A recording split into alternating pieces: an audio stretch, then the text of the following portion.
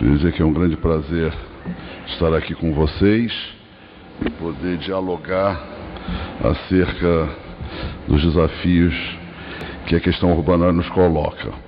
Eu vou, fazendo uma brincadeira, vou ler aqui o roteiro que pediram que eu tratasse nessa exposição. Nossa expectativa nessa mesa é a análise da crise do capital e seus impactos na economia, na política e na luta dos trabalhadores, bem como suas relações com os processos de construção das cidades. Reflexão sobre os processos de urbanização a partir de uma análise macro da estrutura societária e dos projetos societários em disputa.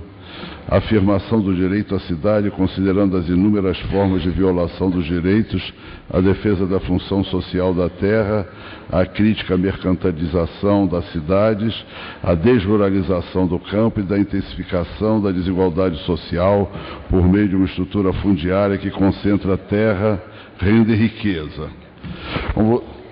Como vocês devem imaginar, eu não sei quantos seriam capazes de cumprir esse roteiro, eu estou absolutamente incapaz de cumpri-lo. Então, vou fazer uma... Vocês me perdoem, entendeu?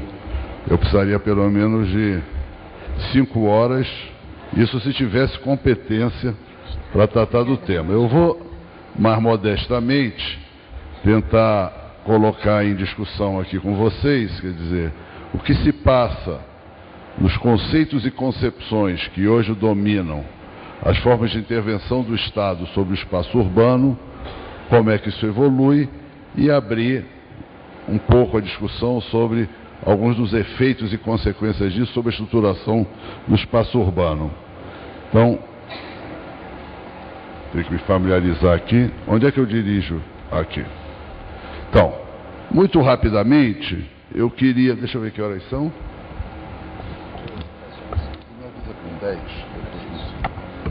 Muito rapidamente, eu queria dar um contexto geral em que a discussão e os conceitos acerca da cidade se deram nos últimos 20 a 30 anos.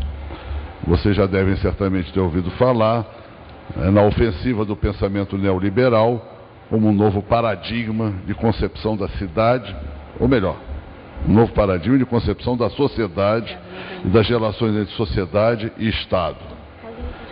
Essa ofensiva neoliberal, eu não tenho condições aqui de abrir uma discussão sobre por que ela se deu, em que circunstância ela se deu.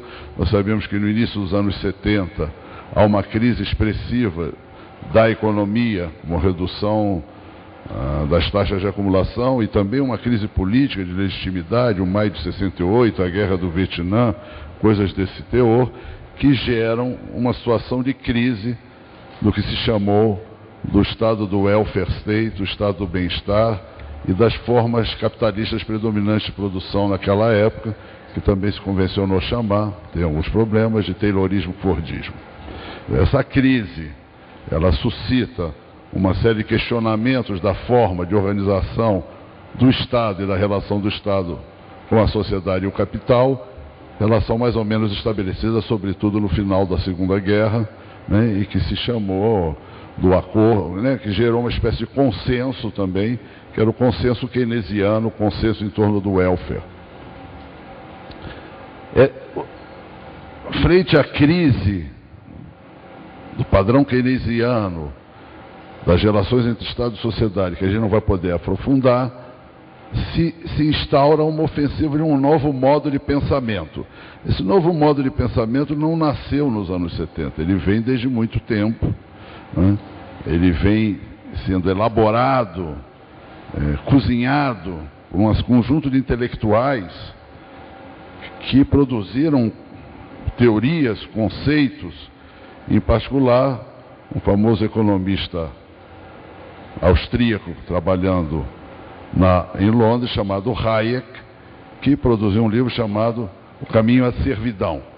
E esse caminho à servidão, para ele, era o caminho da subordinação da sociedade ao Estado, que era como ele definia, ou via, o estado do welfare, porque era um estado intervencionista na economia e um Estado que havia gerado uma série de intervenções através da assegurar alguns direitos à classe trabalhadora.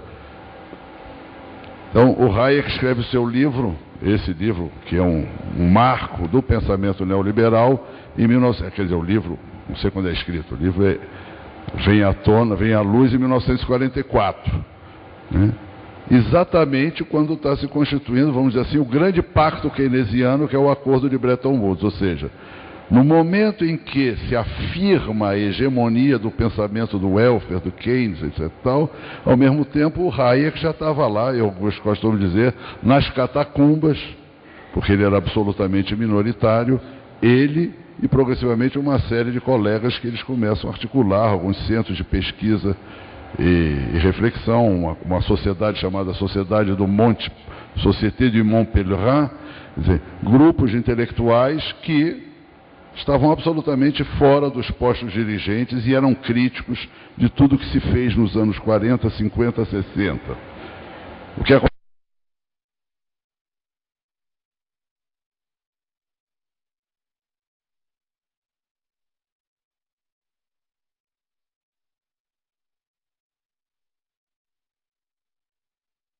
foi normatizado, sintetizado de alguma maneira no chamado Consenso de Washington, onde havia alguns princípios básicos que deveriam expressar um novo consenso que começava a emergir.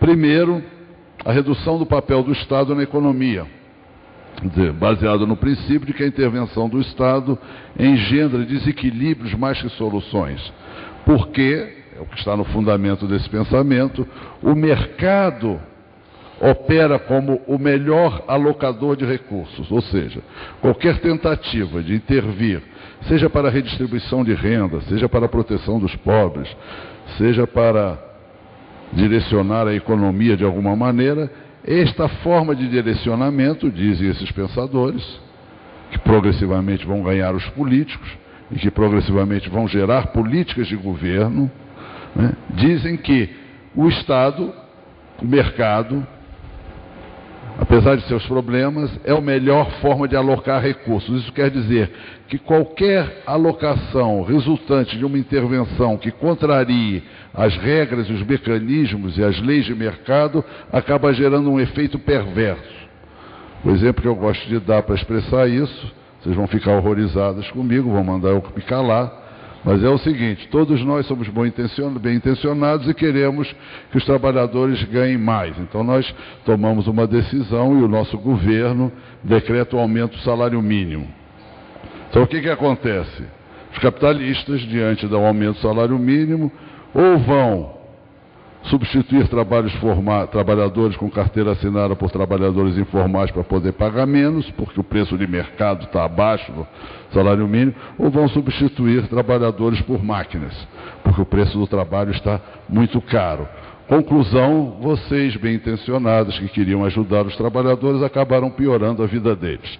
Esse é apenas um exemplo do que está no fundamento desta lógica de qualquer intervenção gera uma resposta de mercado que, na verdade, torna perversa aquela intervenção. Melhor teria sido deixar o mercado operando normalmente, porque isso permitiria o avanço do processo de acumulação. O avanço do processo de acumulação geraria um aumento da demanda de trabalho, e um aumento da demanda de trabalho geraria um aumento do salário dos trabalhadores.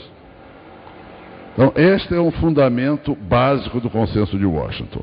Uma segunda ideia é que também, além de não intervir, então, isso leva a essa redução, a chamada desregulação. Quer dizer, o Estado deve tirar a pata do funcionamento do mercado para que o mercado possa funcionar livremente, porque isso será melhor para todos. Segunda é a privatização. Uma das formas de intervenção do Estado na economia foi a constituição de empresas estatais, isso em vários países, com raríssimas exceções, mas mesmo nos Estados Unidos houve processos de intervenção do Estado diretamente na economia através de algumas empresas estatais, porque essas empresas estatais são ineficientes, porque, novamente, elas são empresas que, não operando segundo a lógica imediata da empresa capitalista, acabam gerando ineficiências, com efeitos para o próprio Estado e com efeitos para a sociedade. Energia, estradas, luz, gás, todos os serviços públicos que, na era keynesiana, eram vistos como a necessidade de intervenção do Estado para garantir o que alguns teóricos chamam das condições gerais da acumulação capitalista, né? O que o conceito neoliberal emergente vai dizer não. É melhor deixar isso também na mão dos capitalistas, que é quem entende de negócio. Já que é para ter uma empresa, vamos botar na mão de quem entende, porque esses vão gerar eficiências, vão aumentar a produtividade e vão gerando um ambiente competitivo. A competição intercapitalista gera aumento das produtividades, gera eficiência e, portanto, privatização, segundo a ideia central do Consenso de Washington. Terceira, abertura dos mercados, liberalização das fronteiras para assegurar a livre e plena circulação de mercadorias e dinheiro, recursos financeiros, né? A abertura das fronteiras significa que todas as políticas desenvolvidas, por exemplo, pelos países mais atrasados, entre aspas, aqueles países que se encontram no estágio de desenvolvimento econômico estrutural menos desenvolvido, esses países, teoricamente, muitos deles geraram proteções à sua indústria. Ora, a proteção à indústria, né, as medidas protecionistas também engendram ineficiências. Se eu sou uma empresa brasileira da área de informática e eu não tenho que competir com os japoneses, com os tailandeses, com os alemães, eu não tenho nenhum estímulo a aumentar a minha produtividade, a aumentar a eficácia, a ter preços mais baratos, e o conjunto da sociedade é quem paga em razão das fronteiras fechadas, né, das proteções. Então, privatização, desregulamentação e abertura de fronteiras são três elementos centrais deste modelo. Isso também, bom, há outras mudanças expressas nesse momento de transição, que é a introdução nos processos produtivos, associado, mas não provocado por mudanças tecnológicas nas ciências, nas tecnologias de informação e comunicação, né, novos modos produtivos que vão, digamos assim, romper com a lógica da velha fábrica fordista do pós-guerra, e nos Estados Unidos dos anos 20 e dos anos 30, que chegou na Europa, sobretudo no pós-guerra, chegou aqui entre nós lá pelos anos 60, nós estamos sempre um pouco atrasados, mas que significava uma reconfiguração das formas de produzir. Então, o processo que se afirma nesse momento, então, ele tem duas pernas. Ele se chama, e o nome que os economistas, os analistas dão, é de um lado a reestruturação produtiva, que é a redefinição dos processos produtivos com enormes impactos, nós vamos ver depois, sobre as cidades. Porque essa reestruturação, à medida que ela quebra as cadeias de montagem que caracterizavam uma forma de territorialização da produção no capitalismo do pós-guerra, ela vai permitir, sei lá, você compra um automóvel, tem a roda da Tailândia, a calota de Singapura, o banco da Alemanha e por aí vai. Quer dizer, o quebre, a ruptura daquela estrutura tradicional da fábrica, reconfigura a forma de produção, e isso também com impactos sobre a estrutura territorial do capital e sobre o lugar e os papéis que a cidade vai desempenhar nesse processo. A isso se chamou de reestruturação produtiva. Então, esse processo que se inicia nos anos 70, mas se afirma nos anos 80, ele tem dois nomes, na verdade ele tem duas pernas que caminhavam juntas. Uma é a reestruturação produtiva, que diz respeito justamente a essas transformações na esfera da produção, e o outro é o chamado ajuste estrutural, que é a reconfiguração do lugar e do papel do Estado na relação com a sociedade e o capital. Então a resposta àquela crise tem duas facetas, vamos dizer assim. Uma mais estritamente econômica, que é a transformação das formas de produzir, e uma mais na esfera das relações entre Estado, portanto, mais na esfera da política.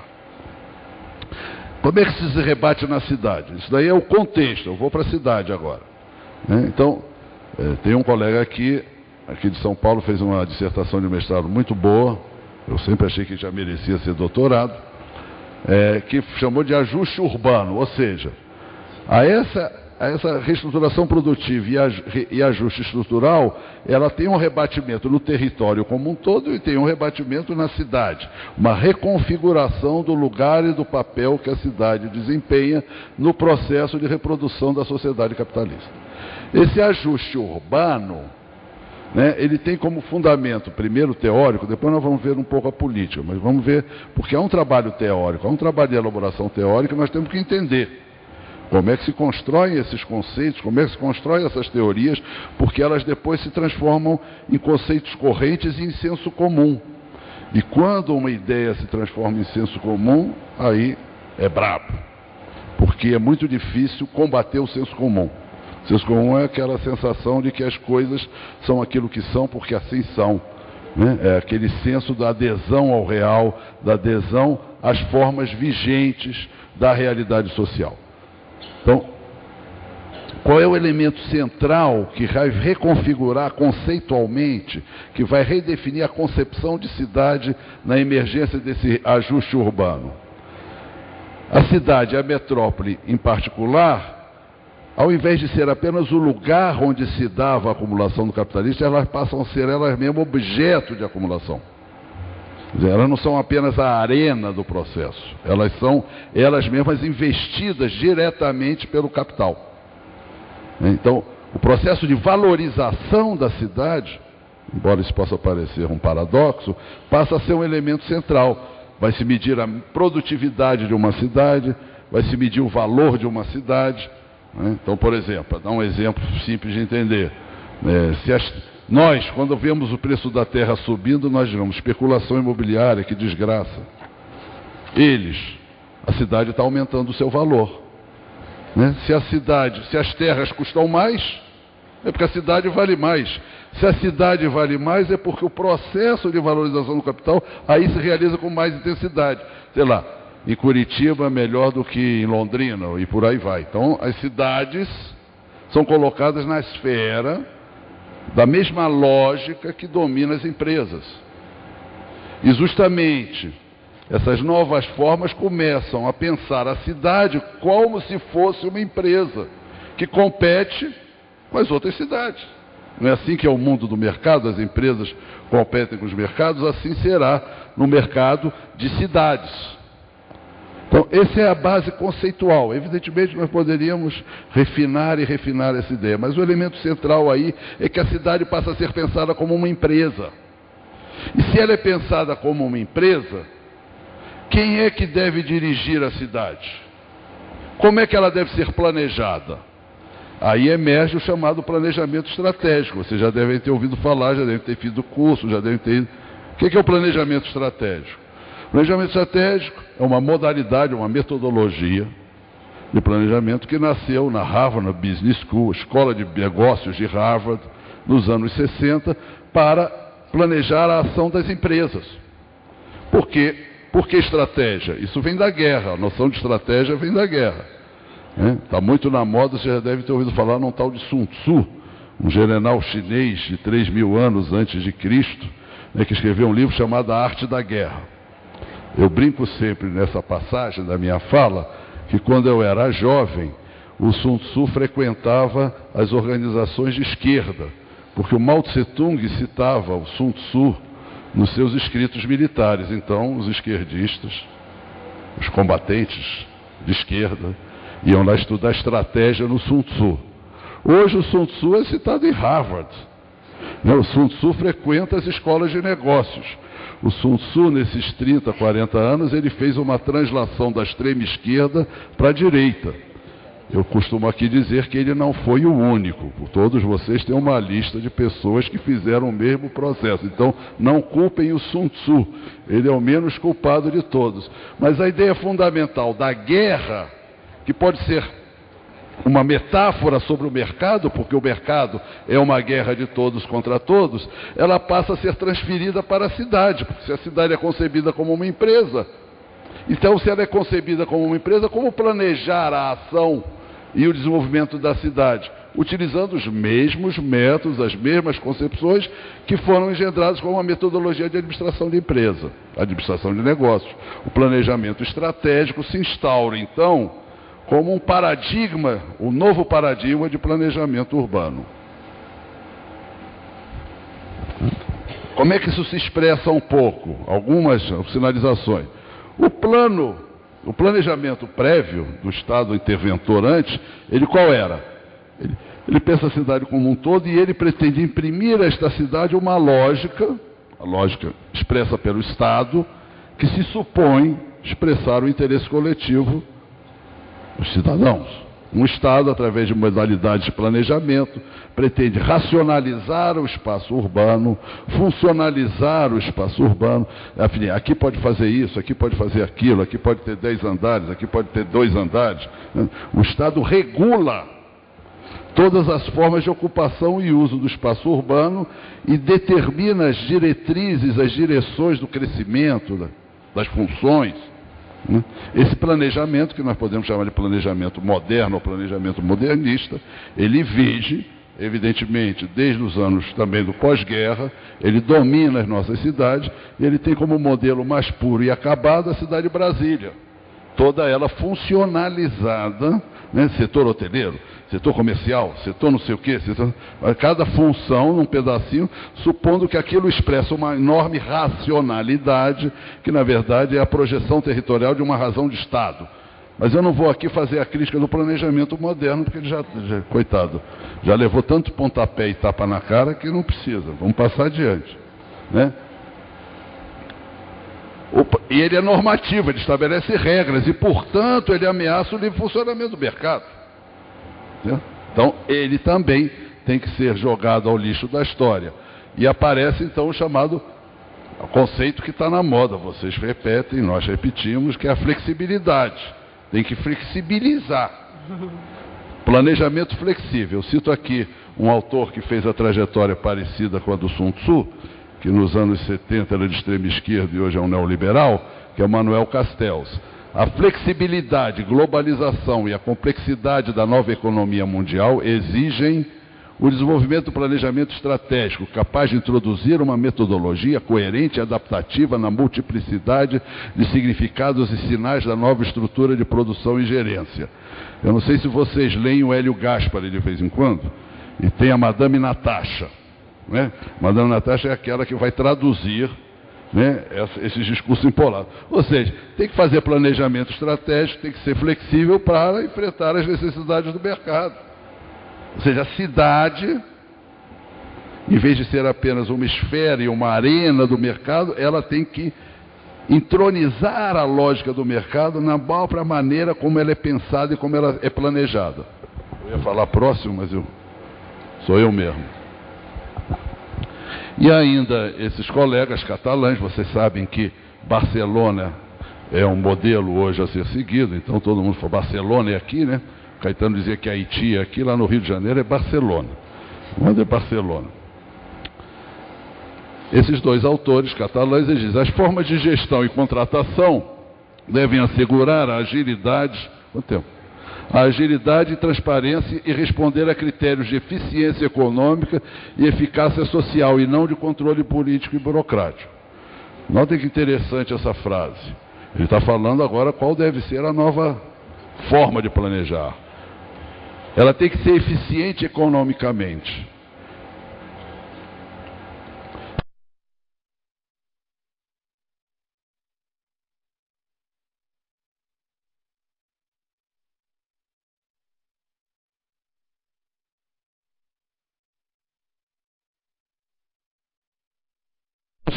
Claro de que ali onde há controle político não há eficácia. Se tiver controle político não tem eficácia. Se você quer eficácia econômico-social, tira as patas. Novamente, a afirmação, mas agora já estamos falando na cidade, né, do ajuste urbano. Um urbanista francês expressou isso de maneira muito interessante, opondo o que tinha sido o planejamento modernista com esse neoplanejamento, digamos assim, neoliberal. Então ele diz, o urbanismo moderno construiu-se sobre concepções substanciais do interesse geral ou do interesse comum. As decisões públicas, os planos com as suas obrigações e as suas interdições, eram legitimados por interesses coletivos admitidos como superiores aos interesses individuais. Não necessariamente isso acontecia. O Estado, antes do neoliberalismo, também era um Estado burguês, também estava a serviço do capital, mas a forma através da qual ele organizava essa relação e a sua intervenção era profundamente diversa. Ele não mudou de natureza, num certo sentido, mas ele mudou de modus operandi, ele mudou na forma como ele intervém sobre o processo social e as relações que estabelece com esse processo social. Então, o neo-urbanismo privilegia a negociação e o compromisso em detrimento da aplicação da regra majoritária, o contrato em detrimento da lei, a solução ad hoc em detrimento da regra. Isso é fundamental. O que quer dizer? Não tem essa história que aqui só pode fazer dois andares. Chega ali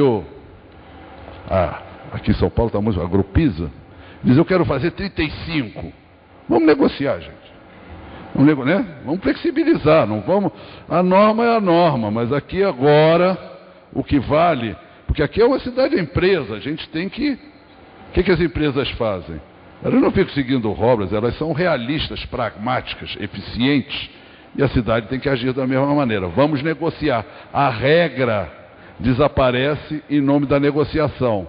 A ideia de que existiria um interesse coletivo desaparece, porque a ideia agora de interesse coletivo é que o interesse coletivo, na verdade, é o resultado do somatório dos interesses individuais. Interesses individuais cujo lugar e forma de expressão é a forma mercantil e o lugar de expressão é o mercado.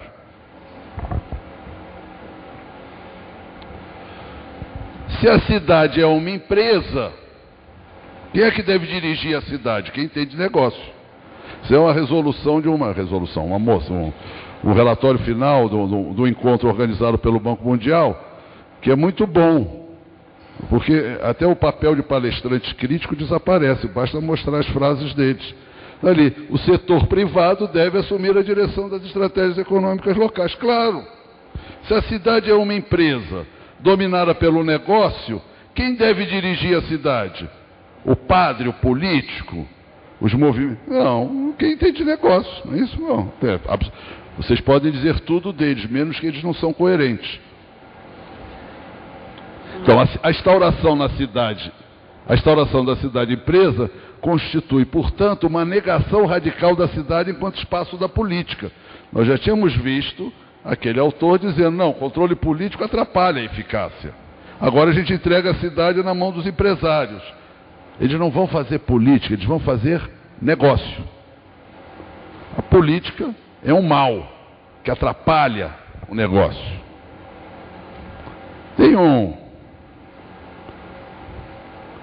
um velho filósofo alemão que aparece nas fotos barbudo.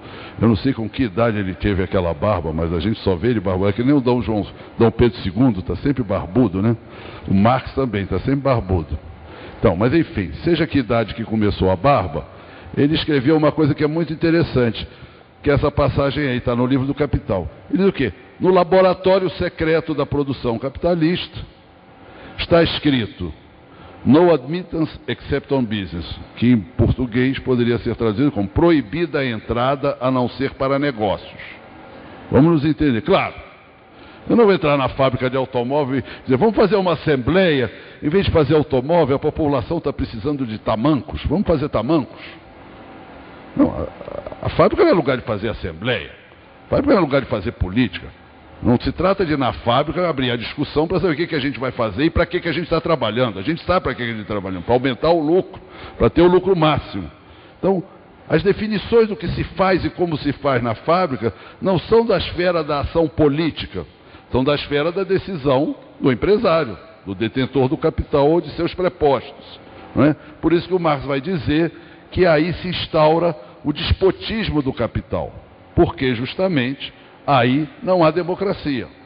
Há um paradoxo histórico de que a mesma classe, que é a burguesia, que trouxe a democracia, né, para a sociedade contemporânea, a partir da Revolução Francesa, etc., tal, que instaurou regimes democráticos, no lugar, não, assim, onde ela está fincada, arraigada, é o lugar do despotismo. Despotismo e democracia, na sociedade contemporânea, não se opõem ao outro, eles se combinam de maneira perfeita. O despotismo na fábrica e a democracia, teoricamente, nós vamos ver que não é bem assim. O despotismo do capital é uma outra maneira de dizer o banimento da política. Se a cidade é uma empresa, na porta da cidade está escrito no Admittance Except on Business. Não vem aqui discutir política, estamos aqui trabalhando para fazer negócio. Não, você vem atrapalhar. E a flexibilização passa a ser, então, a expressão desta nova forma que assume a cidade como cidade empresarial, como cidade empresa, cidade negocial, onde a regra foi banida e tudo é passível de negociação. Então, as chamadas, nós vamos ver logo, as operações urbanas. Novamente, agora a gente entende a frase do Asher, quer dizer, o neo-urbanismo privilegia a negociação e o compromisso em detrimento da norma. A exceção, a solução ad hoc, em detrimento da norma, realiza a utopia da cidade-empresa e da cidade negocial. Tudo é negociável, nós vamos ver como. Tem um filósofo do direito, um pensador italiano contemporâneo, chamado George Agamben, que elaborou a seguinte tese num livro, pequeno e brilhante livro chamado Estado de Exceção. O Agamben diz que o Estado contemporâneo é um Estado de exceção. Ou seja, que todas as representações formais da democracia, na verdade, estão hoje subjugadas a processos decisórios que não passam pelos mecanismos da democracia representativa, que sempre foi o ideal da sociedade burguesa. Então, o Estado é uma contradição dizer do Estado de exceção permanente, porque a ideia de exceção é aquilo que é excepcional. Mas o que ele vai dizer justamente é desse paradoxo da permanência. Por quê? O paradoxo é de que assumem formas legais coisas que não se coadunam com a lei, né? O excepcional como regra se afirma como forma legal daquilo que não pode ter forma legal.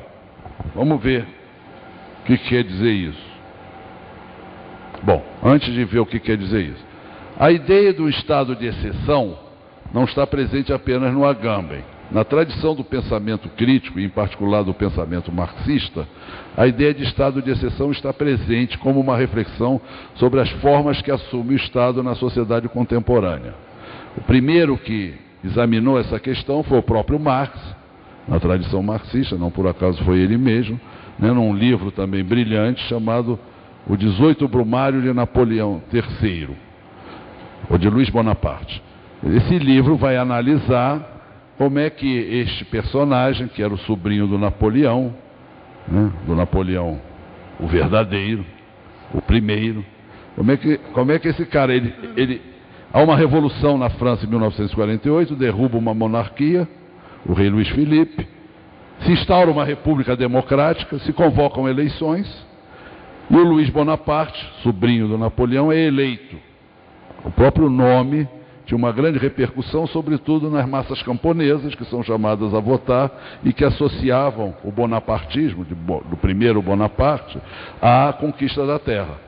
Então ele ganha as eleições, são eleições democráticas, para a época, mas bastante democráticas, participação de socialistas, anarquistas, etc. Ele vence e é escolhido presidente. Depois ele vai dar um golpe e vai se sagrar imperador, Napoleão III. Então Marx vai analisar como é que e por que se configura essa redefinição da forma democrática, que seria a forma perfeita do Estado burguês, para um Estado de exceção, onde se concentra no poder de uma única pessoa, um poder que é de classe. Essa é a questão que o Marx coloca. Outros autores, eu vou correr agora um pouco nessa parte mais teórica, outros autores, o Gramsci vai colocado diante do fascismo, né? Ele vai tentar pensar essa questão, o Marx falava de bonapartismo, o Gramsci vai falar de cesarismo, lembrando do César, aquele que foi esfaqueado pelo Shakespeare, né? O César que era um militar que volta a Roma e com as suas tropas destitui o Senado, novamente configurando uma forma de exceção para o Estado romano naquela época. O grande teórico da teoria do Estado na tradição marxista é o um greco-francês, Nico Poulantzas, que vai produzir toda uma reflexão sobre os estados de exceção, sobre o fascismo, sobre o nazismo, sobre as ditaduras militares da América Latina, né, então, não só na América Latina, na Grécia também, etc. Tal. Eu não vou ter tempo, meu tempo acaba, mas a ideia central é de que, em todas as explicações, por que se instaura um estado de exceção? É porque há uma crise. Que crise? Qual é a natureza dessa crise que suscita a emergência de um estado de exceção na forma da permanência do Estado burguês? O elemento central, aí é uma divergência entre o Marx e o Poulantzas, embora eles nunca tenham discutido pessoalmente. Mas há uma divergência porque o Marx acha, analisando a situação de 1948, 49, 50 e 52, é quando se dá o golpe do Luiz Bonaparte, e ele vira imperador, de que as classes dominantes, diante da pressão das massas trabalhadoras e plebeias e camponesas, o diabo que seja, a reprodução da sua dominação está ameaçada pela pressão de baixo. E é muito difícil engendrar novos mecanismos de reprodução da dominação, e a personalização, a individualização do poder aparece como um mecanismo extraordinariamente poderoso de assegurar a reprodução da dominação. É óbvio que nesses casos a burguesia perde um pouco, porque ela delega a um indivíduo o exercício de um poder que legitimamente é seu. O Poulantzas vai achar que não é necessariamente isso, ele vai achar que muitas vezes é uma briga no interior dos dominantes. Os dominantes se comem uns aos outros e, por causa disso, não encontrando um pacto de dominação entre eles, não entre eles e os dominados, adequado, delegam, num certo sentido, a um personagem, a uma casta, como os militares. O Brasil é um exemplar disso. Entre 61, 62, 63, a burguesia dividida, aí no caso os dois elementos, também uma pressão de massa, se instaura um estado de exceção, que é a ditadura militar. Eu não vou ter muito tempo aqui, porque eu quero ir para a cidade. Difícil chegar na cidade.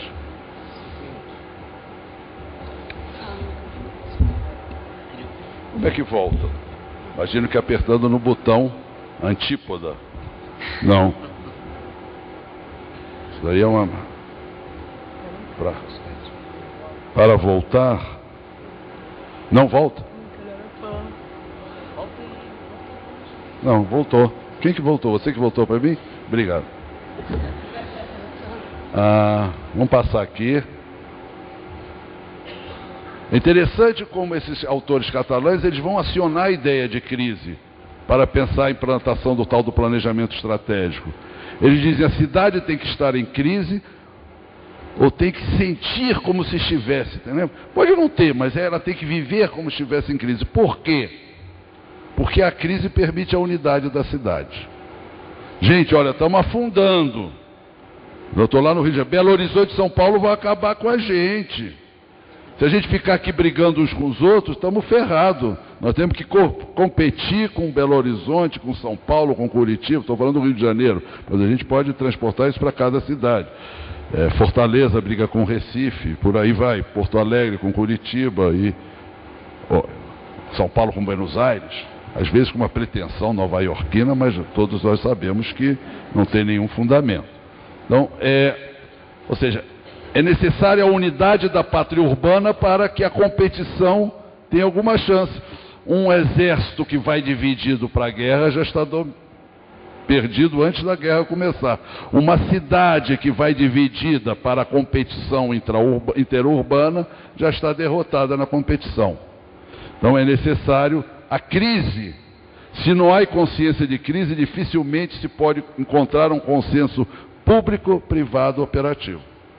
Ou seja, é necessário que cada um abandone os seus egoísmos, os trabalhadores que querem ganhar demais, os capitalistas que querem ganhar demais, que a gente faça um grande acordo para poder ir à guerra e ter alguma chance de vitória. Com isso, o consenso se instaura como uma nova forma, né, de banimento do controvérsia e do conflito. Todo mundo acha que consenso é muito democrático. Vamos consensuar, não vamos brigar à toa, vamos fazer um consenso. O consenso é a forma nova de eliminação da política. Por quê? Porque ele impede que ele impõe a todos os agentes concessões. E nós sabemos que numa correlação de forças que não é igual, as concessões não são iguais de lado a lado, de parte a parte. Eu vou aqui começar a falar da lei como regra. Não, ou melhor, da exceção como regra, né? Que é aquela ideia. Agora eu estou na cidade, eu estou no Estatuto da Cidade. Pequeno parênteses, eu não tenho nenhuma simpatia pelo Estatuto da Cidade, eu não acho que foi uma grande conquista popular, etc, etc. Tal. Sei que sou minoritário nos estudos urbanos e na luta urbana, mas essa é a minha opinião. Mas aqui eu vou concentrar num único aspecto, que é o artigo 32, que estatui as chamadas operações urbanas. Aqui em São Paulo, Faria Lima, por exemplo. No Rio de Janeiro, a área portuária, e por aí vai. O que diz a lei? Poderão ser previstas nas operações urbanas consorciadas a modificação dos índices característicos, parcelamento, uso do solo e subsolo, bem como alterações das normas edilícias. Segundo, a regularização de construções, reformas e ampliações executadas de acordo com a legislação vigente. Ou seja, a lei estabelece que a lei pode ser desrespeitada. Em que circunstâncias? De uma negociação. Entre quem e quem? Chamadas PPP. Quero deixar bem claro que são 3 P's, embora muitas vezes a gente tenha vontade de botar outras consoantes no meio.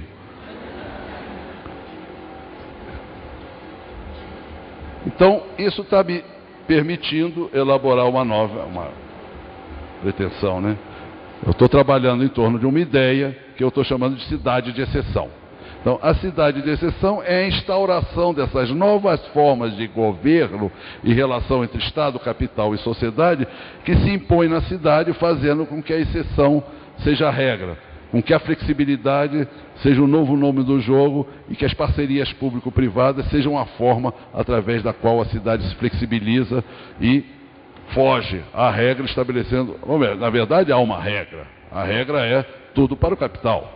Essa é a nova regra, só que essa regra não pode ser expressa numa lei. Então, as normas legais ganham outros nomes. Eu gosto de citar essa lei aqui, isso é o decreto lá no Rio de Janeiro.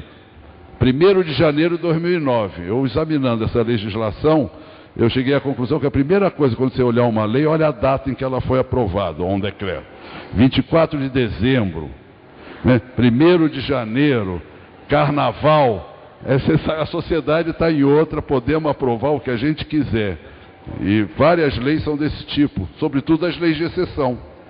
Sobretudo as leis de exceção. Eu vou ter que correr. Mas, por exemplo, nesse decreto, fica vedada a realização de grandes eventos abertos ao público. Quer dizer, ai de vocês, ou melhor, ai de nós cariocas, se a gente quiser fazer uma manifestação na frente de um equipamento olímpico. Está vedado. O direito de expressão democraticamente garantido, na cidade de exceção, desaparece, porque um outro valor mais alto se alevanta.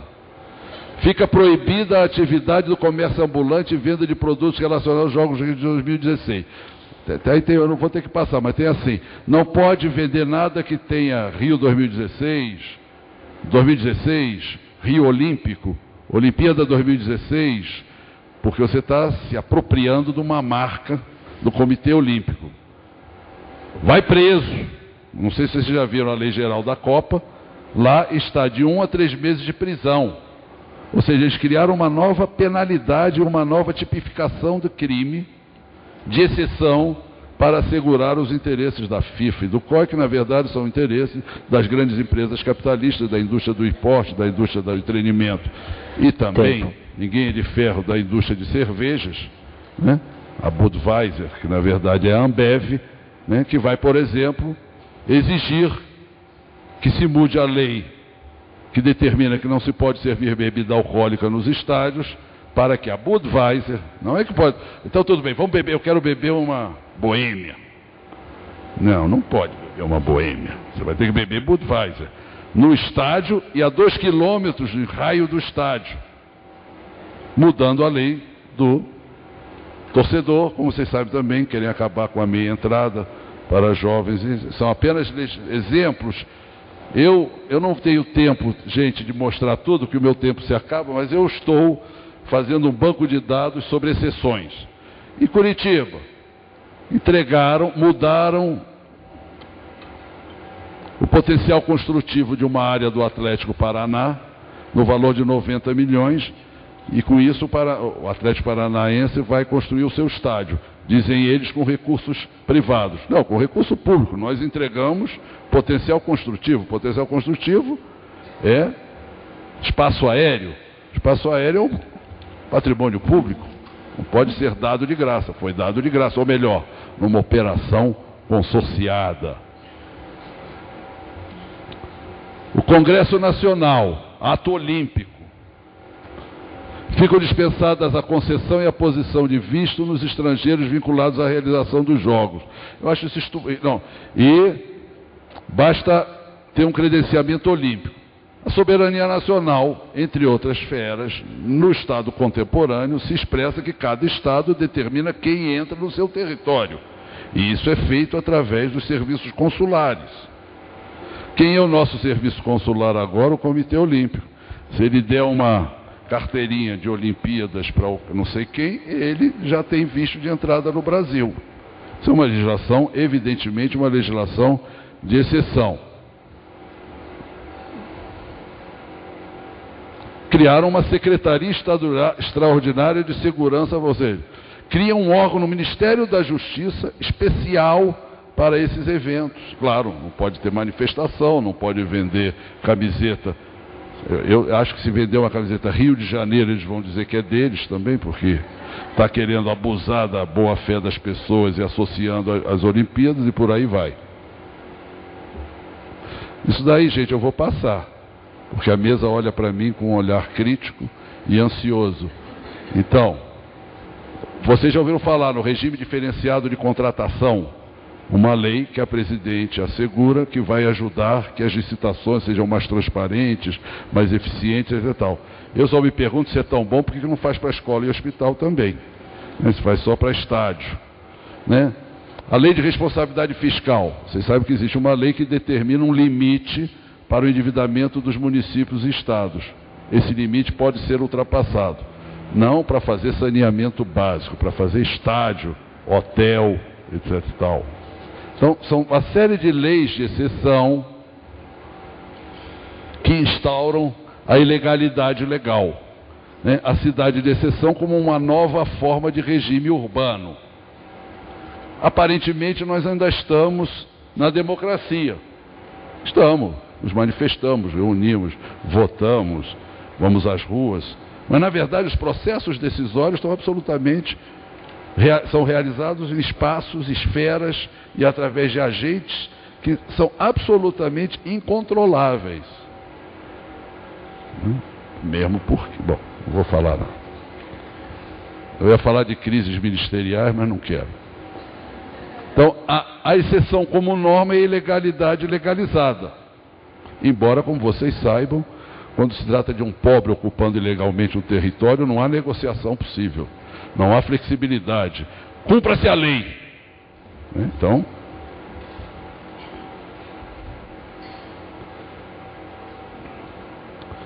como é que se dá essa flexibilização? Eu já falei, na parceria público-privada. Por isso que eu digo, a outra face da cidade de exceção é o que eu estou chamando de democracia direta do capital. Eu sei que democracia direta do capital nos incomoda, porque a gente sempre acha que é legal democracia direta, todo mundo participa na decisão, mas é isso. As decisões que interessam ao capital não são tomadas nas câmaras de vereadores, nas assembleias legislativas, nos órgãos públicos, nas audiências públicas, são tomadas na PPP. Né? O capitalista diretamente em negociação com o Estado. Muitas vezes isso quer dizer o capitalista diretamente em negociação consigo mesmo. Não é isso? Porque do outro lado o interlocutor é também um partidário daquele mesmo projeto ao qual esse capitalista está propondo. No Rio de Janeiro, a área portuária, um consórcio empresarial. Eu gosto de falar isso na Bahia. Odebrecht, OAS, é o imperialismo baiano. E a Carioca Engenharia, graças a Deus, fizeram um projeto para a área portuária e doaram à prefeitura. Generosos, porque esse projeto exigiu arquitetos, urbanistas.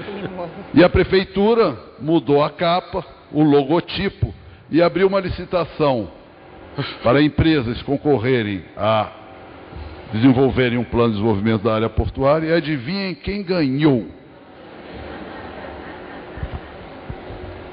Tempo. Fim do Estado e Lei da Selva para uma parte da cidade. Na outra parte da cidade, ou seja, o Estado se retira, mas se a gente olhar para as nossas cidades, uma parte enorme foi reconstruída na ausência do Estado. Porque, né? Ou seja, num certo sentido, a gente pode dizer que as favelas, as invasões, etc. Tal, são o reino do neoliberalismo, não tem Estado. Aquilo ali vai funcionando pela livre ação das pessoas. Né? Não foi o Estado que organizou aquilo.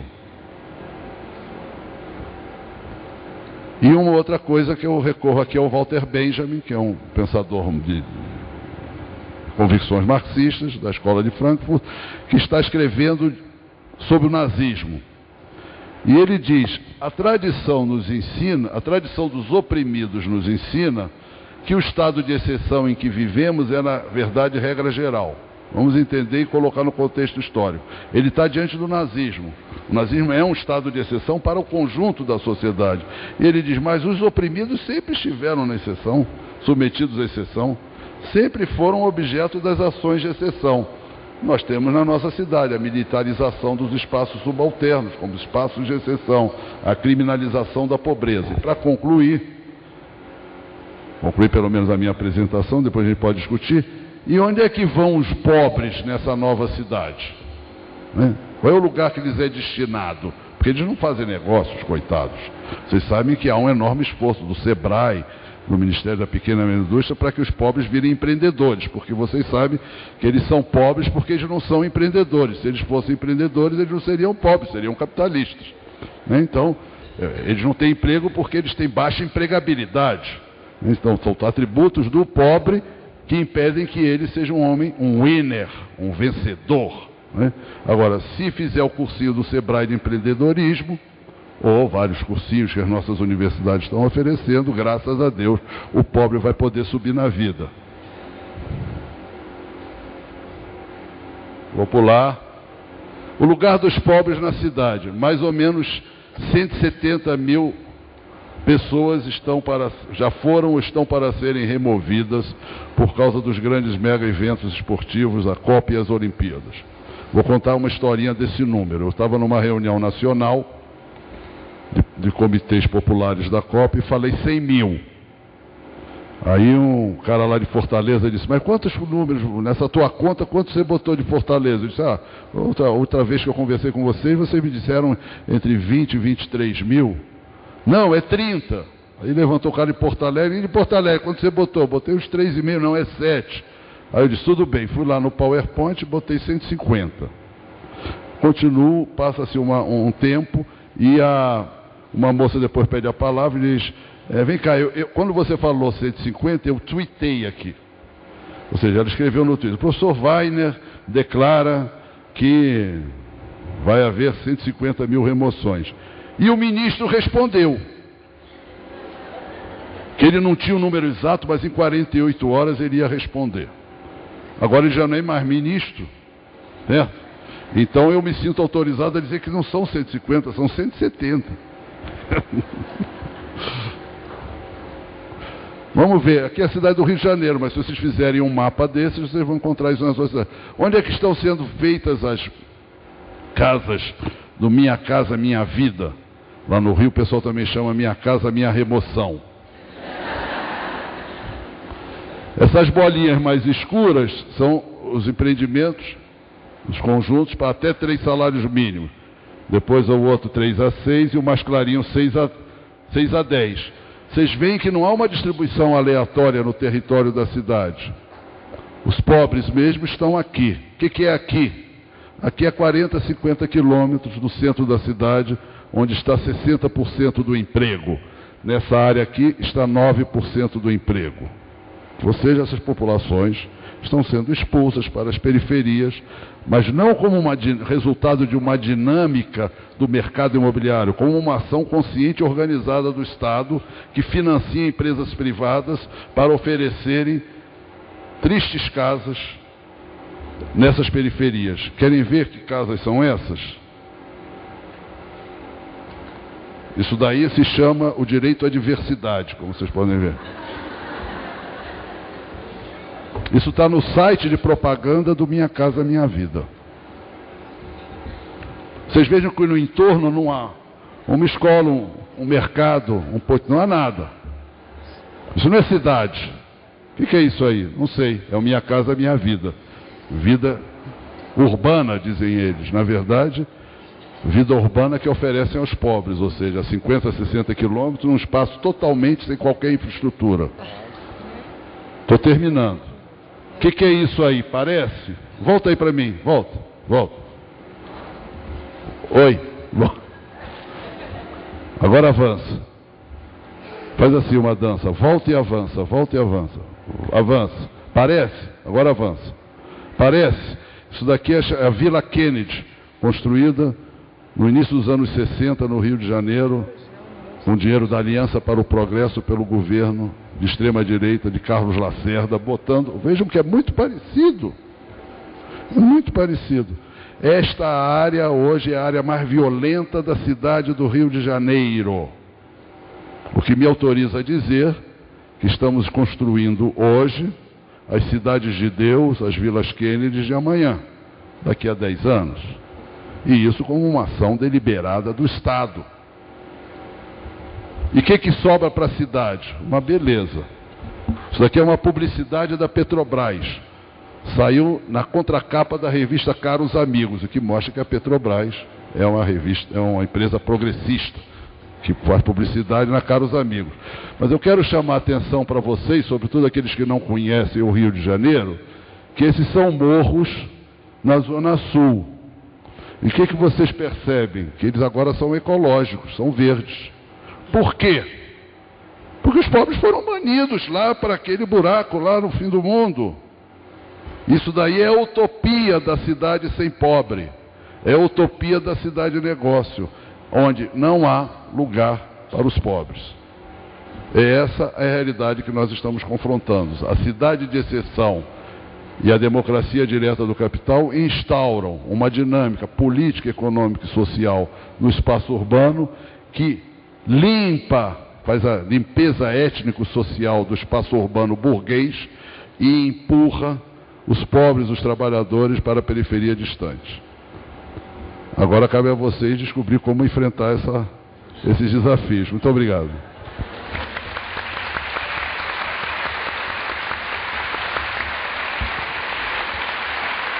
Obrigada, professor. Ficamos contentes que você deu conta da nossa singela encomenda que fizemos no início. Obrigada. E queria passar a palavra agora para a professora Tatiana, por favor. Obrigada. Bom dia para todas e para todos. Eu queria, antes de tudo, parabenizar o Cefes e agradecer o convite, feito através da Kátia, para estar aqui hoje com todos vocês, e eu estar de outra forma também, nós também participamos do seminário estadual, organizado pelo CRES e pela Rede CAS, que eu integro, que é de questão urbana e serviço social. E eu acho que essa temática, todo o debate sobre a questão urbana e o direito à cidade hoje, é uma temática assim, que urge mais do que nunca e que a categoria, de fato, precisa trazer os seus acúmulos, as suas questões, os seus avanços e os seus dilemas, para que a gente possa pensar estratégias aí e formas de enfrentamento dos problemas com essa magnitude que o professor Weiner nos traz. Então, assim, eu queria um pouco situar vocês de onde eu falo, Eu sou assistente social, sou professora da UF, integro essa rede de pesquisa, de extensão e de formação, a professora Isabel Cardoso, que está aqui, coordena essa rede, tem várias instituições acadêmicas junto. E assim, é com uma alegria enorme que eu percebo que dentro da categoria que já problematiza há um tempo esses debates, mas de forma que acolá, a gente já tem não só acadêmicas, como assistentes sociais na ponta, que vem trazendo esse debate, tanto em São Paulo, quanto no Pará, quanto em Juiz de Fora, em Pernambuco, e que vem problematizando muito o quanto o serviço social precisa abraçar temas e debater temas, como modelo de desenvolvimento, discutir as políticas urbanas para além da institucionalidade delas. Eu gostaria, assim, de fazer uma apresentação, né, que trouxesse, eu acho que o Weiner traz um panorama bastante desafiador. Eu acho que não me cabe aqui ficar retomando elementos dos impactos neoliberais nas cidades, né? Eu acho que essa racionalidade predominante da cidade como o espaço hegemônico do mercado, né? Da cidade que tratora as desigualdades, que procura calar a voz dos movimentos sociais, calar a voz daqueles que se posicionam contra esse modelo hegemônico. Tem sido hoje uma regra, né? Esse estado de exceção tem se colocado como uma regra, mas eu queria problematizar um pouco isso, trazendo para o debate dos desafios para a nossa categoria profissional, né? Eu acho que a gente, como profissão, nasce na conformação do urbano, né? E não necessariamente por causa do urbano, né? Porque, na verdade, o urbano, no capitalismo, porque as cidades existem desde a antiguidade, mas o urbano no capitalismo, né, ele vai justamente nascer correndo atrás da industrialização, né? Tentando justamente criar as condições para que essa industrialização se organize no seio desse urbano, quando as indústrias passam a ser alocadas no espaço das cidades. E aí, existe um agente central nesse processo, que é um agente importante para o serviço social, né, que é o Estado capitalista, né? E eu acho que a gente, como assistentes sociais, nós não temos como pensar o que é a problemática urbana, né, e os desafios que o nosso exercício profissional em relação ao direito à cidade nos coloca sem pensar esse Estado. Estejamos nós atuando no campo das políticas urbanas, né, em saneamento, em moradia, né, habitação, regularização fundiária, né, estejamos nós atuando no campo do transporte, mobilidade, acessibilidade, né, ou no chamado outro campo aí, eu detesto essas divisões setoriais de políticas, né, públicas, elas são bem a resposta, bem a forma fragmentada como o Estado lida. Mas assim, nós acabamos nos alocando aí como uma profissão altamente institucionalizada, mas é importante resgatar que o serviço social e muitos assistentes sociais, né, têm crescentemente, ainda não é a grande maioria, obviamente, é uma minoria, mas tem crescentemente se posicionado e atuado junto a movimentos sociais, né, na assessoria a movimentos, em organizações que lutam por direitos humanos, né, não por esses direitos de cidadania que a gente tem aí hoje, inscrito nessa ordem hegemônica. Então, eu queria um pouco problematizar com vocês esses elementos para a gente pensar aqui, né, nesses dias todos, a gente tem uma mesa à tarde com os movimentos sociais, né? A gente tem debates aí importantes para a gente tentar enxergar não só qual a direção que a gente tem em qual direção a gente tem que caminhar, mas principalmente com quem a gente tem que caminhar. Porque eu acho que na maior parte o serviço social tem ainda uma dificuldade enorme de romper com a lógica de viver em torno dos seus próprios dilemas, de pensar o que é o mínimo, o que é o possível que ele pode fazer dentro dos requisitos que o mercado coloca para a gente. Eu acho que talvez seja um momento, né, é um momento de maturação onde afloram pensamentos críticos, pensamentos insurgentes dentro do serviço social, né? É o momento da gente tentar visibilizar isso e tentar problematizar isso, ver quais alianças a gente constrói para fora do serviço social, já utilizando esses acúmulos, né, que talvez não tenham tanta visibilidade assim. Né? Eu acho que essa iniciativa do Cefes, a iniciativa também da ABEPS de criar os grupos temáticos, né, são iniciativas fundamentais para dar visibilidade a essa insurgência. Então, assim, eu queria só ressaltar, dentro da fala do professor Weiner, né, que a gente, na verdade, o título da mesa, né, é Questão Urbana e Serviço Social num contexto de crise do capital. Né? Na verdade, a gente tem particularidades contemporâneas, né, que é essa hegemonia massacrante, né, da mundialização do capital e de uma racionalidade de desindustrialização, de reestruturação produtiva, né, de reorganização do mundo do trabalho. Né? O lugar das cidades como cidades de mercado, né, na verdade as cidades, desde que elas surgem no capitalismo, como elas são lugar da materialização da circulação da mercadoria, né, a própria lógica do capital coloca a cidade hierarquicamente como algo superior, por exemplo, do que é o campo, né, do que o rural, né? Cria-se hierarquia muito fortemente. A nossa profissão, por exemplo, que nasce nesses processos de industrialização, tem uma dificuldade muito grande, inclusive, de debater direitos, políticas urbanas e tudo mais, dialogando e fazendo alianças com o campo, com os movimentos sociais que se situam no campo, né? Daí talvez o limite da gente pensar modelo de desenvolvimento, né? Fazer alianças com movimentos, por exemplo, que discutem as inundações, né? Movimentos de barragens, né? Que discutem a questão fundiária, que é a base do conflito na cidade também. Eu acho que tem temas muito caros para nós, que nós acabamos, que a gente precisa enfrentar, né? Então, eu queria um pouco problematizar aqui que, na verdade, a gente não está em tempos de crise. A gente vive em crise no capitalismo. Eu acho que essa institucionalidade que o capital traz, essa ideia de normalidade que o capital tenta impor, de ordem a qualquer custo, né, é uma tentativa muito clara de nos socializar com a ideia que tudo aquilo que fere a legalidade imposta pelo Estado, imposta pelo capital, né, não tem legitimidade. Tudo isso tem que ser calado de uma forma ou de outra. Tudo isso tem que ser limpo, afastado, né? A pobreza precisa ser amenizada, né? Porque pode existir pobreza, pode existir desigualdade, né? A palavra desigualdade nem aparece nesses debates todos, né?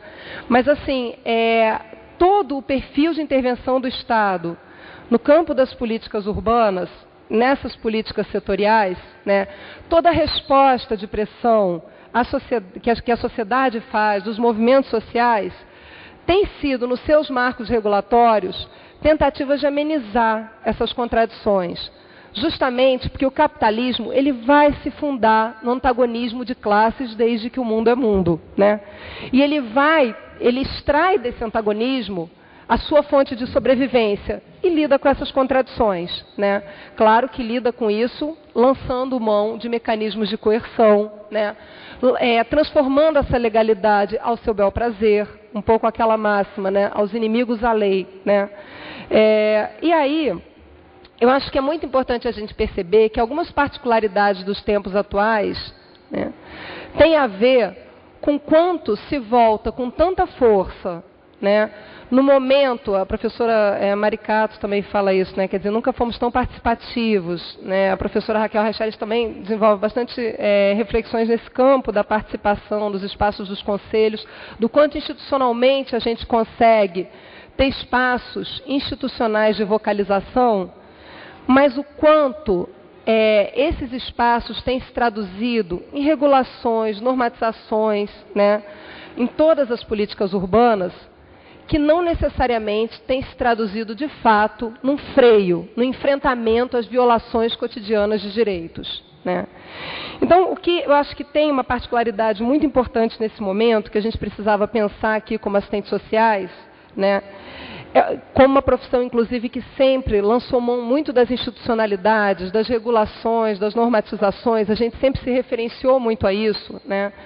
É muito importante a gente perceber o quanto a gente está atuando no momento em que o próprio Estado capitalista, né, que engendra essas contradições, condensa esses conflitos, vai responder de forma a dissociar o econômico do político, né, a dissociar o econômico do social, né, a criar essas fragmentações não só na sua resposta, mas nos seus mecanismos, que muitas vezes, né, eu acho que cada vez mais ele trabalha de forma menos em busca de consensos, mas em forma de coerção mesmo, né, e o quanto coloca nós, assistentes sociais, requisitos, né, de ter práticas bastante tecnificadas, que respondam setorialmente às demandas dos trabalhos técnicos sociais, né, das diretrizes, por exemplo, de qual seria a atribuição desse profissional quando ele entra no momento de conflito, seja das remoções, seja da implementação de projetos de saneamento, né?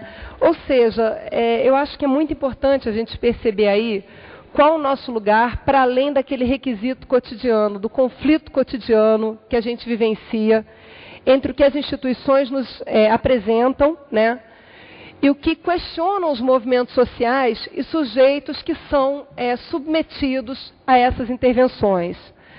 Então, assim, eu acho que a preocupação, né, eu queria um pouco... Outro dia eu estava relendo o material, até da professora Vera Teles, né, ela estava, nesse material, problematizando o seguinte, ela utiliza, dizendo que é o seguinte, os direitos, eles não são respostas ao mundo das necessidades e carências, nem correspondem a proteções tutelares e humanitárias. Eles vão estabelecer, eles vão formalizar relações sociais. Ou seja, o que é fundamental para nós assistentes sociais no contexto das políticas urbanas, dos marcos regulatórios que a gente tem, seja o Estatuto da Cidade, seja a construção de uma política nacional de saneamento básico, seja todo o debate em torno da construção de um marco regulatório em resíduos sólidos, né? Eu acho que é muito importante a gente perceber que a forma como os direitos se condensam hoje, se apresentam para a gente, nós que nos auto-intitulamos profissionais de defesa de direitos, né? Eu acho que é muito importante a gente perceber que há algumas conquistas, mas há limites muito fortes no perfil de direitos que a gente tem hoje consolidados. Até porque o que há hoje é legalmente inscrito, né, não tem sido legitimado pelas próprias ações do Estado. Tem sido hoje o Estado o maior violador dos direitos, né? O Wagner citou vários exemplos, a gente podia passar aqui uma tarde falando do que acontece no Rio de Janeiro. A gente vive hoje numa cidade sitiada, como já viveu numa cidade sitiada na Eco 92, né, os mega-eventos agora talvez seja o boom dos mega-eventos, né, mas a gente já viveu a experiência de ter canhões apontando para as comunidades, né, de ter exército pelas ruas, né. Hoje as UPPs, que vocês conhecem, né, o papel de assistentes sociais dentro das UPPs, né, a situação que a gente vive hoje na zona portuária, das remoções, né, e o trato pecuniário, né, da indenização, sempre uma resposta do Estado instrumental, utilitária, para desmobilizar aquela população bastante empobrecida, né, tem sido um pouco a ponta do iceberg, né, uma parte do trato bastante perverso, né, que o Estado tem dado às contradições que a gente vive, às desigualdades que a gente vive. E assim, eu acho que nós, assistentes sociais, eu acho que é muito importante a gente perceber o seguinte, quando a gente recupera um pouco a agenda de luta dos movimentos sociais, né, ou seja, o que tem sido feito desde todo o processo da redemocratização, né, movimentos sociais, outras categorias profissionais, outras organizações profissionais, a gente sempre acreditou na importância de construir uma normatização, né, de construir um campo regulatório, né. Essa foi a luta do Movimento Nacional pela Reforma Urbana, e né. Tem sido a luta da Frente Nacional pelo Saneamento Ambiental e de vários outros movimentos, no sentido de construir campos regulatórios, né, que nos assegurem algum tipo de referência, né, de legalidade. Eu acho que é muito importante que nós, do serviço social, que a gente olhe para esses movimentos mais amplos, né, e pense nos movimentos como aliados, para ver o que os próprios movimentos, mesmo lutando pela afirmação dessa legalidade, o quanto eles também têm se insurgido aos limites de como essa legalidade é incorporada, né? O quanto eles têm questionado a legitimidade de alguns instrumentos. O Wagner traz aqui instrumentos que são consolidados no Estatuto da Cidade. Foi uma luta hercúlea para aprovação, para regulamentação dos capítulos da política urbana, né? Mas a gente sabe muito bem que as regulações aprovadas, elas trazem a dualidade do capitalismo, elas trazem esse antagonismo. Então sempre vão existir brechas que na correlação de força vão ser apropriadas por quem tem hegemonia, pela ordem do capital, da forma que bem interessar. Isso está presente em todos os campos das políticas urbanas. No processo de descentralização, por exemplo, a gente sabe disso na política de assistência social, que é de domínio muito grande nosso, né? O que é a descentralização da assistência? Que a gente preconizava de um jeito, acreditava de uma forma, né? E a gente está lutando aí. Mas no campo das políticas urbanas, por exemplo, a gente vivencia processos muito semelhantes, guardadas as particularidades de cada política setorial. Por exemplo, lutamos muito para ter um Fundo Nacional de Habitação de Interesse Social, né? Lutamos muito para ter projetos e constituir sistemas nacionais de políticas públicas que tivessem participação, controle social, fonte única de financiamento, critérios republicanos, né, na descentralização político-administrativa. E lutamos muito para que essa descentralização não fosse um mero sinônimo de municipalização, não fosse um mero sinônimo de desresponsabilização do Estado na sua esfera da União para os municípios, né? Mas sabemos também, nós, movimentos sociais, né, organizações da categoria, que o Brasil, ele tem, acho que tem coisas que são mesmo do capitalismo, mas tem umas particularidades muito grandes do capitalismo, principalmente essa convivência, né, que vários autores trabalham, Ottaviani, o próprio Robert Schwartz, ele traz dessa convivência das formas mais arcaicas com as formas mais modernas, né, dessa aparente incompatibilidade que o Weiner traz da ideia de democracia liberal, né, versus uma situação de estado de exceção. É muito importante a gente perceber que a forma como têm se consolidado as políticas urbanas, por mais que nos causem indignação, elas não devem nos causar surpresa, né? Por exemplo, quando começa todo o processo de descentralização de políticas, como a política de habitação, né, e a política de saneamento, que eram políticas altamente centralizadas na mão da União, que na ditadura foram um grande carro-chefe, né, de fazer clientelismo, da politicagem, de calar a boca da classe média, né, através dos sistemas nacionais que financiavam um determinado padrão de habitação com o dinheiro dos trabalhadores, né, de toda a sociedade. Essas políticas, quando se descentralizam quando começa a década em que a ofensiva neoliberal vem com muita força para o Brasil. Né? Já está na América Latina desde os anos 70, mas entra no Brasil arrebentando tudo, né? A partir dos anos 90. Então, o grande argumento naquele momento, que é o argumento agora que pode ser violado sem menor problema, era o argumento do contingenciamento, né? Era o argumento da responsabilidade fiscal, da incapacidade de endividamento.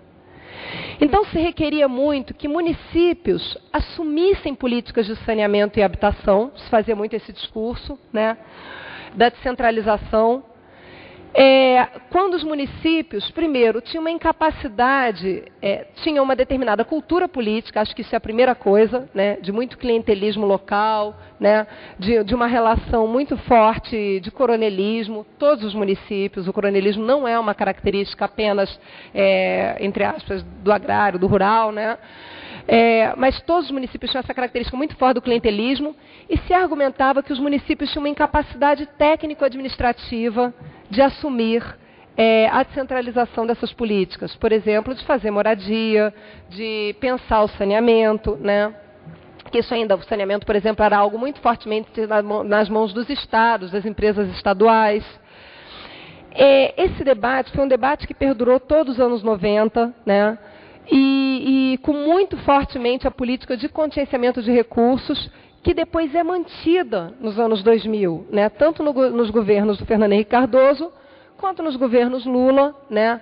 A luta, por exemplo, a Tânia sabe disso, né? Todo o debate lá no Fórum Nacional da Reforma Urbana, todo o debate feito na Frente Nacional de Saneamento, tentando brigar pelo descontingenciamento de recursos em saneamento, para o investimento visando a universalização desse direito, a partir dos municípios, né?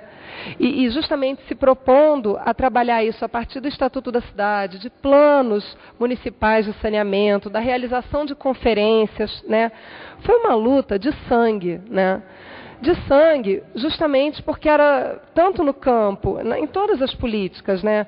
Mas centralmente nessas políticas de habitação e saneamento, nos deparávamos o tempo todo com os interesses das empreiteiras, né? Nossas antigas colegas que estão aí sempre presentes, né? E que nessa lógica de construção das cidades como mercados, né? Como o lugar onde os fluxos de capitais têm que fluir, né? Onde as pessoas têm que estar prontas para o consumo, né? As empreiteiras sempre tiveram um papel-chave, né? E aí, assim, essa luta toda, né? Dos movimentos sociais, né?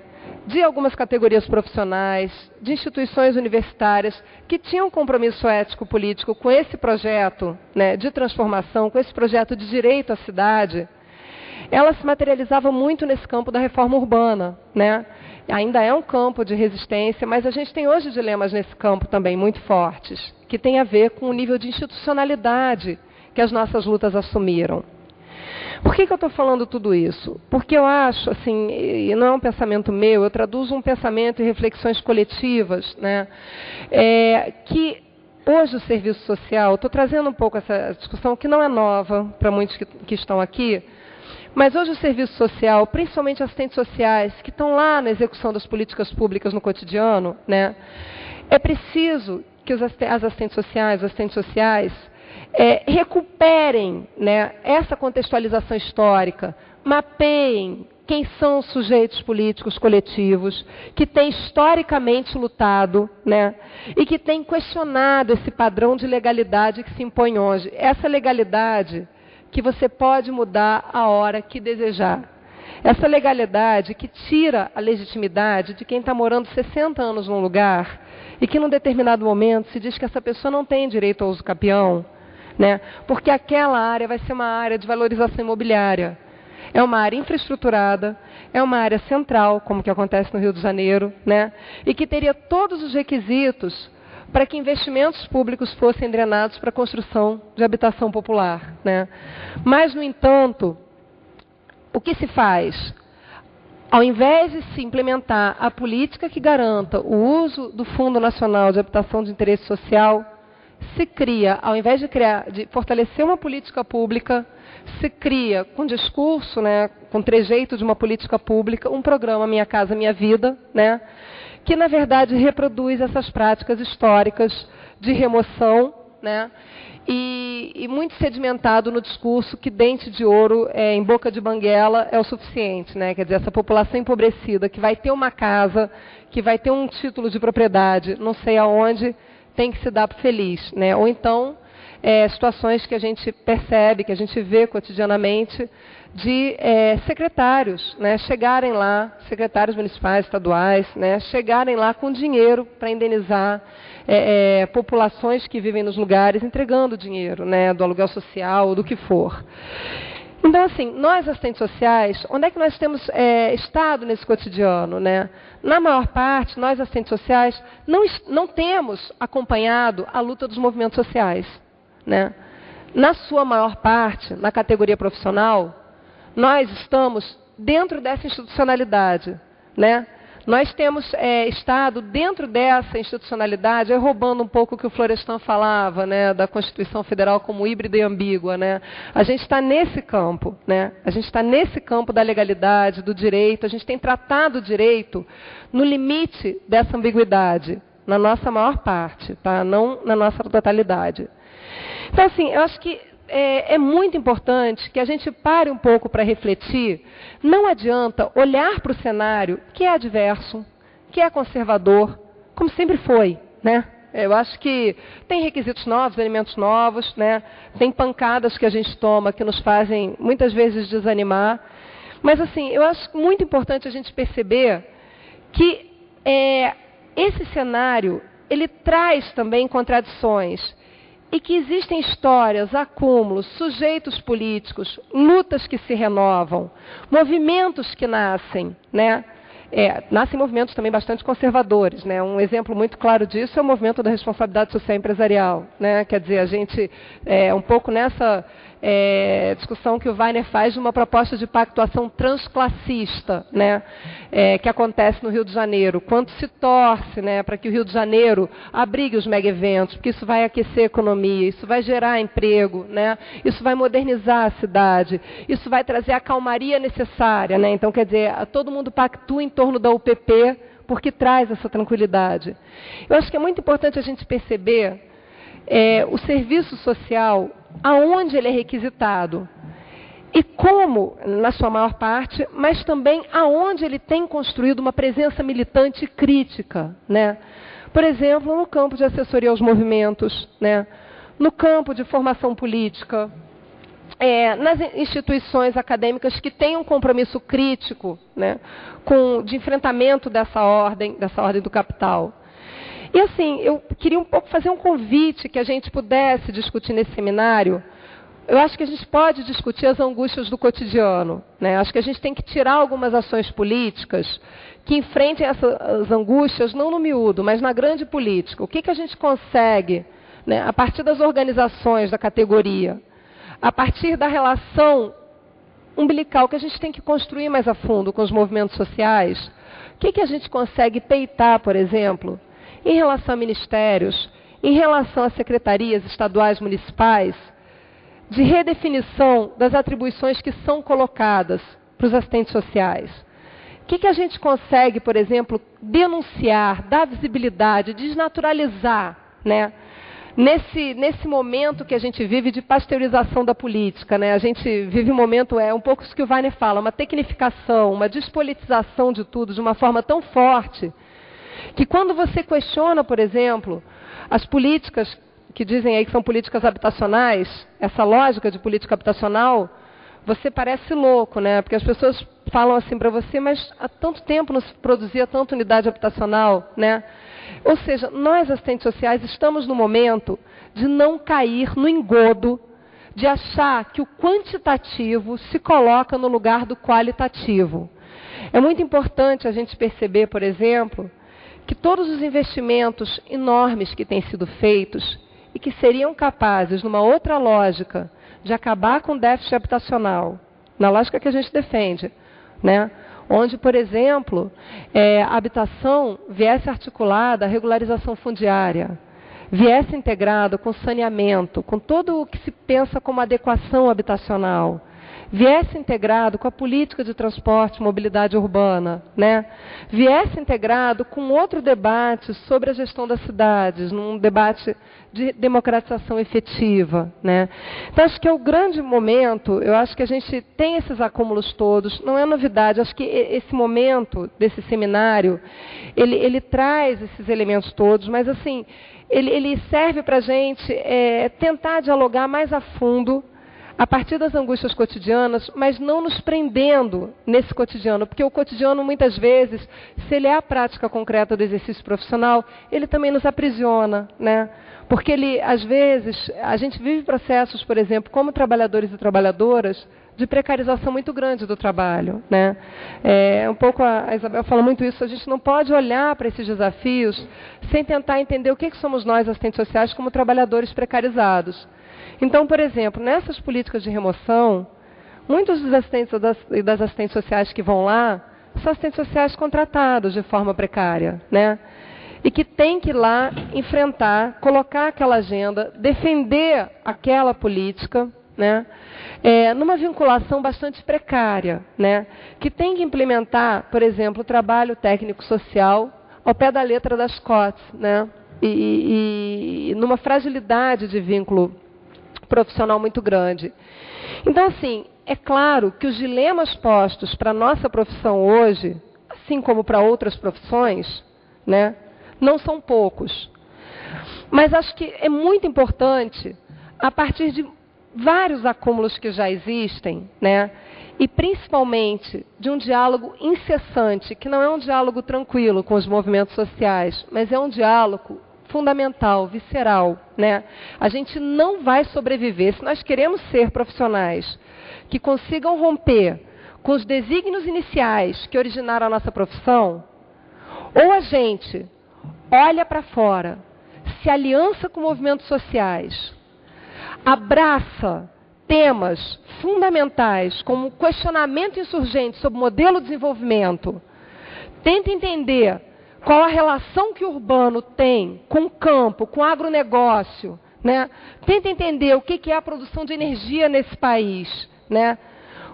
O que são as cidades como polo de atração, ou a gente vai sucumbir, gente. A gente vai passar no concurso, bater cartão, e é isso que vai nos caber fazer. Nós vamos ser mandatários, instrumentalizados para realizar as finalidades desse Estado capitalista. Então, quer dizer, assim, acho que esse momento talvez seja um momento fundamental, né, para a gente pensar o seguinte: se o cenário é desanimador, se o cenário é de uma magnitude avassaladora, né, nas suas 1000 iniciativas, né, a gente também tem uma trajetória, a gente tem uma história, né, e a gente tem aí muitas vozes que não se fazem ouvir, né, que não se fazem ouvir, não, que não tem espaço para falar, né, na verdade é um pouco, Chico de Oliveira fala muito disso, da destituição do público, né, da eliminação da fala, né. Os movimentos sociais procuram fazer o maior barulho possível, mas a gente sabe como a grande mídia trata tudo isso, né, a grande mídia dá visibilidade lá para o sorteio dos Jogos da Copa. Como é que foi isso, Wagner? Dos 30 milhões, né? Daquela praia de Copacabana tomada de gente, né? Mas não sai uma linha, né? Sobre as reuniões insurgentes que tem tido contra a lógica, por exemplo, de remoção da zona portuária, né? Sobre os movimentos de resistência na Vila Autódromo e em vários outros lugares do Brasil, né? A gente sabe muito bem. Quando sai, é muito importante sinalizar isso, sai numa lógica de criminalização, né? A gente tem vivenciado muito isso. Quando a gente aparece nas páginas policiais, a gente nunca aparece num lugar bonito da coisa, né? E aí, assim, o que está... eu acho que eu não estou falando para vocês de nenhuma novidade, né? Acho que a gente precisa aí ter uma agenda muito clara de fazer essas alianças políticas, de ampliar a nossa capacidade de dominar o debate político, teórico, sobre políticas públicas urbanas, sua relação com as políticas sociais, romper com o lugar do serviço social em ficar executando apenas o braço assistencial das políticas urbanas, né? Porque a gente é chamado para quê? Para atender os pobres na política habitacional. A gente é chamado para remover, para laudar, dar o laudo que autoriza a remoção pelo juiz, né? A gente faz o papel sujo da história, né? E a gente tem feito isso sob pressão e muitas vezes sob pressão de forma crítica. Vamos combinar, né? Eu acho que a gente tem se preocupado muito em responder com uma competência profissional, onde essa competência tem que ser questionada, né? Eu acho que essa dimensão do se recolocar de forma insurgente, e aí não de forma voluntarista ou messiânica, né? Mas a partir dessas alianças, alimentando o nosso saber, repensando o exercício profissional no diálogo com as populações, com as comunidades, com os movimentos sociais, pensando aliança com outras categorias que tenham movimentos insurgentes. Ou a gente constrói esse caminho, ou não tem saída. A gente está vivendo uma situação de barbárie, né? E uma situação de barbárie que não é boa para ninguém. Se fosse boa, a gente não gastaria tantos recursos em segurança pública como a gente gasta. E da forma mais opressiva possível, né? Com uma polícia marcadamente corrupta, né? Onde, bom, vocês têm acompanhado o que é o Rio de Janeiro, mas isso não é diferente daqui de São Paulo, isso não é diferente do Pará, não é diferente de lugar nenhum. Então, assim, meu tempo já está esgotando, eu queria trazer um pouco esses elementos, e eu achei melhor focar um pouco em trazer alguns flashes de provocações em relação à nossa profissão, né? Que eu acho que não é novidade se a gente pensar também em relação a outras profissões, mas eu acho que o serviço social ele tem tido um papel, a partir das nossas organizações, de problematizar muito criticamente no campo ético os nossos dilemas, né? Então, queria assim, trazer um pouco essas contribuições, porque eu acho que a gente já está bem esgotado, né, de desenhar cenário nacional, e o Wagner fez isso de forma brilhante. Eu acho que não teria nem como. Tá bom? Muito obrigada.